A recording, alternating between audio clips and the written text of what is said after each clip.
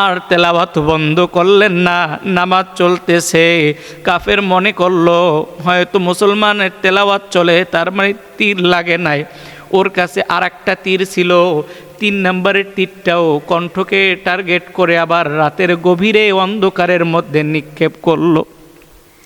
ভাই কেমন নামাজ, কেমন নামাজ, কেমন নামাজ! হযরতে আব্বাদ ইবনুল বিশির রাদিয়াল্লাহু তাআলা আনহুর কণ্ঠ বরাবর লাস্ট তীর 3 নাম্বার তীরটা যখন নিক্ষেপ করলাম, বিশিষ্ট তীরন্দাজ কাফের যখন তীর মারল, আব্বাদ ইবনুল বিশিরের বাম সিনায় এসে লেগে যায়, বাম সিনায় এসে লেগে পেছন দিক থেকে বের হয়ে যায়। লাম ইয়াতাহাররাক ওয়া লাম ইয়াকতাইস সালাহ। হযরতে আব্বাদ ইবনুল বিশির রাদিয়াল্লাহু তাআলা আনহু নামাজ ছাড়লেন না, তেলাওয়াত বন্ধ করলেন না, রক্তক্ষরণ হয়। আল্লাহর হাবিব বললেন, সাহাবীরা,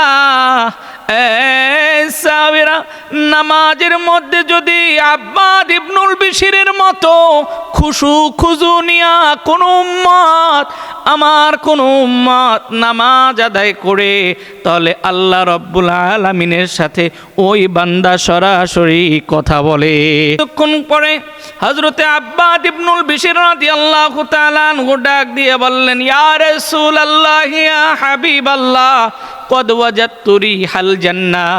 ও নবী, আমার মনে হয় সময় আর বাকি নাই, আমি এই মুহূর্তে জান্নাতের ঘ্রাণ পাচ্ছি।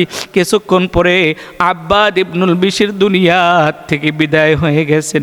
ভাইয়েরা আমার, নবী ডাক দিয়ে বললেন, সাহাবীরা রে, এ সাহাবীরা, আমার আব্বাদ ইবনুল বিশিরের মতো যদি তোমরা ইবাদত করতে পারো। আল্লাহর হাবিব কোনো এক জিহাদে গেলেন, আল্লাহ রাব্বুল আলামিন মুসলমানদের বিজয় দান করলেন, কিন্তু ওই জিহাদের ময়দানে এক কাফেরের স্ত্রী নিহত হয়েছে। কাফের ছিল বিশিষ্ট তীরন্দাজ, তীর মারতে পারে নির্ভুলভাবে। ওই কাফেরের স্ত্রী যখন নিহত হয়ে গেছে, বাড়িতে যেয়ে দেখে স্ত্রী মারা গেছে। ওই কাফের শপথ করলো, আমি যতক্ষণ পর্যন্ত আমার স্ত্রীর বদলা না নিতে পারবো, আমি ততক্ষণ পর্যন্ত আমি এই ঘরে অবস্থান করব না, এক ডোক পানিও খাবো না, আর এক লোকমা খাবারও খাবো না। বিশিষ্ট তীরন্দাজ কাফের ঘর থেকে বের হয়ে গেল, সাথে তীর। মুসলমানদের পিছু নিল আর বদলা নেওয়ার জন্য ওত পেতে বসে রইল। আল্লাহর হাবিব সাহাবায়ে কেরামদের নিয়ে বিজয়ী মিছিল নিয়ে আস্তে আস্তে করে মদিনার পথে চলতে লাগলেন। আর কাফের পিছু পিছু আস্তে আস্তে বদলা নেওয়ার জন্য মুসলমানদের পিছু ছাড়ে না। আল্লাহর হাবিবের আদত ছিল, সুন্নাত হলো, রাত্রিবেলা আল্লাহর হাবিব মদিনার বাইরের থেকে মদিনায় প্রবেশ করতেন না, রাতের বাহিরে মদিনায় থাকতেন, তাঁবু টাঙিয়ে সকালের আলোতে বিজয়ী মিছিল দিয়ে মদিনায় প্রবেশ করতেন।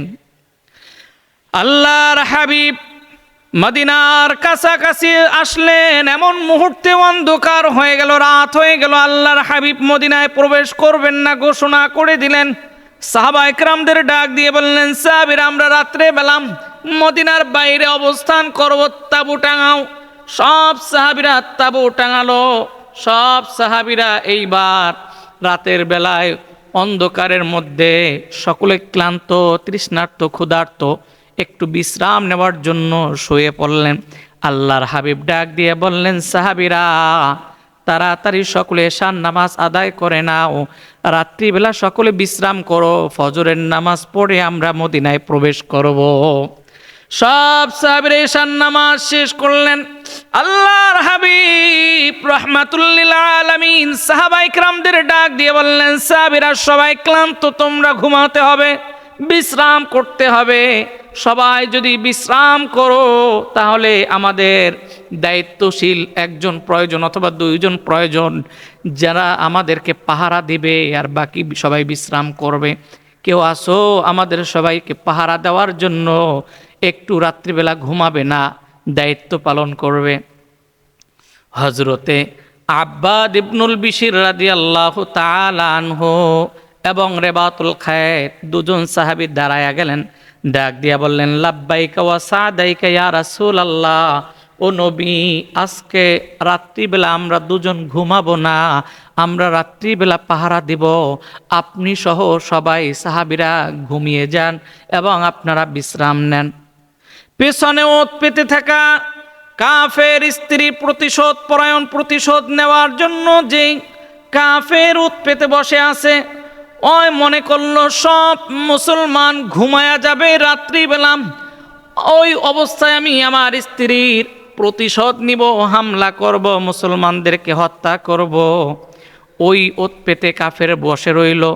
আর মুসলমান এশার নামাজ শেষে আমার নবী সহ সবাই ঘুমায়া গেলেন এবং আমার সাহাবায়ে কেরাম ক্লান্ত, ওই অবস্থায় ওনারাও ঘুমায়া গেছেন। কিন্তু দুইজন সাহাবী হযরতে আব্বাদ ইবনুল বিশির এবং রেবাতুল খৈর, ওনারা চিন্তা করলেন আমরা দুইজনের সকলের জিম্মাদার হয়ে আমরা পাহারা দিচ্ছি, তার চাইতে দুইজনে পরামর্শ করে সিদ্ধান্ত নিলেন যে আমরা নিসফাল্লাইল, একজনে দায়িত্ব পালন করব, আর একজন রেস্ট নেবে, ঘুমাবে, বাকি টাইম, বাকি অর্ধেক রাত উনি পাহারা দেবে, আমি ঘুমাবো। দুইজনে পরামর্শ করে ডিসিশন নিল যে রাত্রের অর্ধেক একজনে, বাকি অর্ধেক আর একজনের পাহারা দেবে, তার মানে সবার বিশ্রাম হয়ে যাবে। ভাইরা আমার, সর্বপ্রথম হযরতে আব্বাদ ইবনুল বিশির রাদিয়াল্লাহু তাআলা আনহু ভাই পাহারার দায়িত্ব দাঁড়ায়া গেলেন। পাশের সাহাবী রেবাতুল খায়েরকে বললেন, সাহাবী ভাই, তুমি একটু বিশ্রাম নাও, আমি একা একা পাহারা দেই, আবার তোমাকে জাগিয়ে দিব, রাতের শেষ ভাগ তুমি পালন করবে, আমি ওই সময় রেস্ট নিব। ঠিক আছে, যেমনি কথা তেমনি কাজ। হযরতে আব্বাদ ইবনুল বিশির রাদিয়াল্লাহু তাআলা আনহু দাঁড়ায়া গেলেন পাহারা দেওয়ার জন্য। রাতের গভীরে তামাম পৃথিবীর সব মাখলুকাত ঘুমায়, আর ওই আব্বাদ ইবনুল বিশির পাহারার কাজে দাঁড়ানো। আব্বাদ ইবনুল বিশির রাদিয়াল্লাহু তাআলা আনহু চিন্তা করলেন, রাতের গভীরে তামাম পৃথিবীর সব মাখলুকাত ঘুমানো, আর আমিও যদি এই রাত্রিবেলা দাঁড়ায়া দাঁড়ায়া পাহারা দেই, তার থেকে ভালো হয় আমি রাত্রিবেলা দাঁড়ায়া দাঁড়ায়া 2 রাকাত নামাজ আদায় করব এবং আল্লাহ রব্বুল আলামিনের কদমে সিজদা দিব, সাথে সাথে পাহারাও হয়ে যাবে, ইবাদতও হয়ে যাবে, আল্লাহ রব্বুল আলামিনের সাথে কথা হয়ে যাবে। সুবহানাল্লাহ। ভাইরা আমার, সাহাবী আব্বাদ ইবনুল বিশির রাদিয়াল্লাহু তাআলা আনহু দাঁড়ায়া গেলেন আল্লাহু আকবার তাকবীর দিয়ে আল্লাহ রব্বুল আলামিনের কদমে সিজদা দেওয়ার জন্য।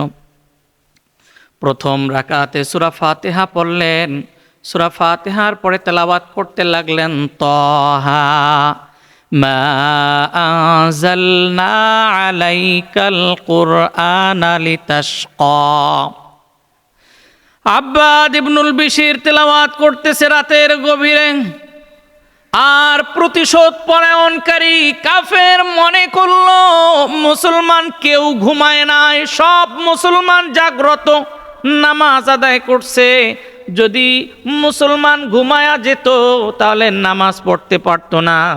ওই ভেবে কাফের স্ত্রীর প্রতিশোধ নেওয়ার জন্য মনে মনে বলল, মুসলমান যেহেতু জাগ্রত, তার মানে কাছে যাওয়া যাবে না, যা কিছু করতে হবে দূর থেকে করতে হবে। সাথে 3টা তীর ছিল।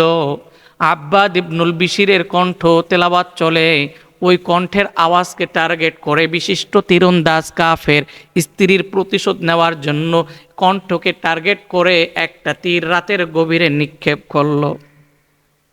ভাইরা আমার, বিশিষ্ট তীরন্দাজ কাফের একটা তীর কণ্ঠকে টার্গেট করে যখন মারলো, নিক্ষেপ করলো, বিষাক্ত তীর হযরতে আব্বাদ ইবনুল বিশিরের কণ্ঠ বরাবর এসে আব্বাদ ইবনুল বিশিরের গলা বরাবর এসে বিদ্ধ হয়ে এপার থেকে ওপাশে বের হয়ে যায়।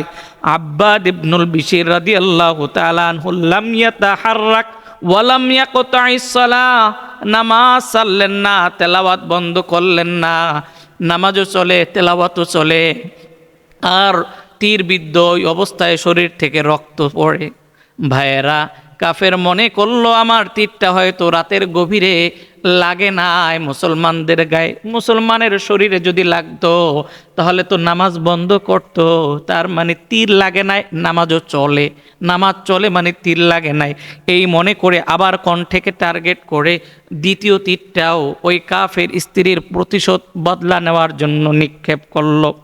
বাইরা আমার, কাফের দ্বিতীয় তীরটা হযরতে আব্বাদ ইবনুল বিশিরের ডান বুক, ডান সিনার মধ্যে সে লেগে যায়। তীর বিদ্ধ হয়ে যায়, পাট থেকে বের হয়ে পিঠ দিয়ে বের হয়ে যায়। হাদিস শরীফের মধ্যে আসছে লাম ইয়াতাহাররাক ওয়া লাম ইয়াকতাইস সালাহ, আব্বাদ ইবনুল বিশির নামাজ ছাড়লেন না আর তেলাওয়াত বন্ধ করলেন না, নামাজ চলতেছে। কাফের মনে করলো হয়তো মুসলমানের তেলাওয়াত চলে, তার মানে তীর লাগে নাই। ওর কাছে আর একটা তীর ছিল, 3 নম্বরের তীরটাও কণ্ঠকে টার্গেট করে আবার রাতের গভীরে অন্ধকারের মধ্যে নিক্ষেপ করলো। ভাই কেমন নামাজ, কেমন নামাজ, কেমন নামাজ! হযরতে আব্বাদ ইবনুল বিশির রাদিয়াল্লাহু তাআলা আনহুর কণ্ঠ বরাবর লাস্ট তীর, 3 নাম্বার তীরটা যখন নিক্ষেপ করলাম, বিশিষ্ট তীরন্দাজ কাফের যখন তীর মারল, আব্বাদ ইবনুল বিশিরের বাম সিনা এসে লেগে যায়, বাম সিনা এসে লেগে পেছন দিক থেকে বের হয়ে যায়। লাম ইয়াতাহাররাক ওয়া লাম ইয়াকতাইস সালাহ, হযরতে আব্বাদ ইবনুল বিশির রাদিয়াল্লাহু তাআলা আনহু নামাজ ছাড়লেন না, তেলাওয়াত বন্ধ করলেন না, রক্তক্ষরণ হয়। প্রথম রাকাত শেষ করলেন কোনো মতে, দ্বিতীয় রাকাত শেষ, আল্লাহর হাবিবের কদমের সামনে দাঁড়ায় দাঁড়ায় নামাজ পড়তেছেন। দ্বিতীয় রাকাত শেষ করে যখন ডান দিকে সালাম ফিরালেন আসসালামু আলাইকুম ওয়া রাহমাতুল্লাহ, বাম দিকে সালাম ফিরালেন আসসালামু আলাইকুম ওয়া রাহমাতুল্লাহ, পাশের ভাই সাহাবী যিনি পাহারাদার রেস্ট নিচ্ছে, ঘুমাচ্ছে, ডাক দিয়ে বললেন ভাই জলদি করে জাগো, আমার মনে হয় আমার সময় বাকি নাই। এ ভাই তাড়াতাড়ি মুসলমানদের জাগাও, হয়তো মুসলমানরা ঘুমান্ত অবস্থায় কাফের আমাদের হামলা করতেছে, তাড়াতাড়ি জাগো। ভাইয়েরা আমার, বাবারা, সমস্ত সাহাবা ইকরাম জাগ্রত হয়ে গেলেন, কিন্তু আব্বাদ ইবনুল বিশিরের রক্তক্ষরণের কারণে একদম নিস্তেজ হয়ে গেছেন। পাশের ভাই রিবাতুল খায়ের ডাক দিয়ে বললেন সাহাবীরা জলদি জাগো, মনে হয় কাফির আমাদের হামলা করছে, তাড়াতাড়ি জাগো। সব সাহাবীরা প্রস্তুত হয়ে গেলেন। ডাক দিয়ে আল্লাহর হাবিবকে বললেন ইয়া রাসূলুল্লাহ, ইয়া হাবিবাল্লাহ, আপনার সাহাবী আব্বাদ ইবনুল বিশির তেলাওয়াত করতেছেন। ইয়া রাসূলুল্লাহ, 3টা শরীর বিদ্ধ অবস্থায় নামাজ ছাড়েন নাই, তেলাওয়াত বন্ধ করেন নাই, নামাজ শেষ করে আমাকে ডাক দিয়ে বললেন এই অবস্থা। আল্লাহর হাবিব ডাক দিয়ে বললেন রে আব্বাদ, প্রথম তীর যখন লাগছে তখন আমাদের কেন ডাক দাও নাই? তখন ডাক দিলে তো তাহলে দ্বিতীয় তীর তৃতীয় তীর তোমার শরীরে লাগে না, কেন এই অবস্থা করলে রে আব্বাদ? ডাক দাও নাই কেন? আব্বাদ ইবনুল বিশির রাদিয়াল্লাহু তাআলা আনহু ডাক দিয়ে বললেন ইয়া রাসূলুল্লাহ, ইয়া হাবিবাল্লাহ, আমি আপনার কদমে দাঁড়ায়া দাঁড়ায়া যখন নামাজ আদায় করতেছি, আমার নামাজের মধ্যে এমন খুশু হয়েছিল, ইয়া রাসূলুল্লাহ, প্রথম তীর কখন লাগছে, দ্বিতীয় তীর কখন লাগছে, তৃতীয় তীরও কখন লাগছে আমি কোনো টের পাই নাই, তবে রক্তক্ষরণের কারণে আমার শরীরটা নিস্তেজ হয়ে গেছে। ইয়া রাসূলুল্লাহ, আমি এই অবস্থায় আপনাদেরকে ডাক দিয়েছি। আল্লাহর হাবিব বললেন সাহাবীরা, সাহাবীরা, নামাজের মধ্যে যদি আব্বাদ ইবনুল বিশিরের মতো খুজু নিয়া কোন উম্মত, আমার কোন উম্মত নামাজ আদায় করে, তাহলে আল্লাহ রব্বুল আলামিনের সাথে ওই বান্দা সরাসরি কথা বলে। যাও যাও যাও, আমার আব্বাদ ইবনুল বিশির রাদিয়াল্লাহু তাআলা আনহুর তাড়াতাড়ি সেবা করো।